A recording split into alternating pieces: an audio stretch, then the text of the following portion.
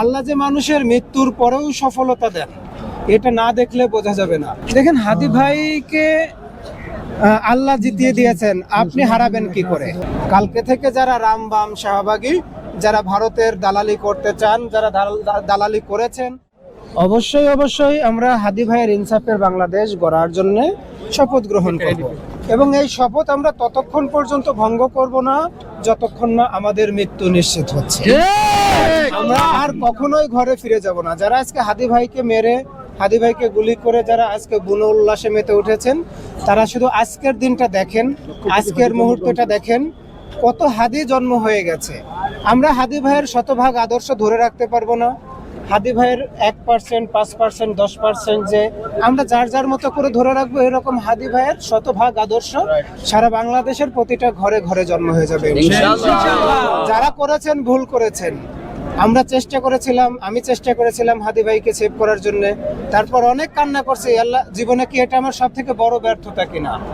আল্লাহ যে মানুষের মৃত্যুর পরেও সফলতা দেন, এটা না দেখলে বোঝা যাবে না। আমার জন্য যদি এরকম 10 জন মানুষ যদি বলে যে হাদি তুই ছেড়ে যাস না, আমি নিজে বুক পেতে দিচ্ছি আপনাদের গুলির সামনে। তবে সম্ভবত সময় পাল্টে গেল আজকের পর থেকে। কালকে থেকে যারা রাম বাম শাহবাগী, যারা ভারতের দালালি করতে চান, যারা দালালি করেছেন, কালকে যারা গর্ত থেকে বের হয়ে এসেছেন, তারা একটু সাবধান থাকেন। ঘরে ঢুকে যান, ঘরে ঢুকে গেলে ভূমিকম্প হবে। রাস্তায় আসেন, পায়ের নিচে পিষে যাবেন। আপনি পালিয়ে থাকলে আইনের আওতায় চলে যাবেন। আপনি সিদ্ধান্ত নেবেন আপনি কি করবেন। আগামীকাল থেকে আমাদের নতুনদের বাংলাদেশ গড়ার সব কাজ শুরু হবে। আগামীর বাংলাদেশ, হাদির স্বপ্নের ইনসাফের বাংলাদেশ গড়ার কাজ শুরু হবে ইনশাআল্লাহ। দেখেন, হাদি ভাইকে আল্লাহ জিতিয়ে দিয়েছেন, আপনি হারাবেন কি করে? আল্লাহ যাকে ভালোবাসে, পৃথিবীতে ঘোষণা করে দেওয়া হয় যে আমি তাকে ভালোবাসি, পৃথিবীর সমস্ত সৃষ্টি তাকে যেন ভালোবাসে।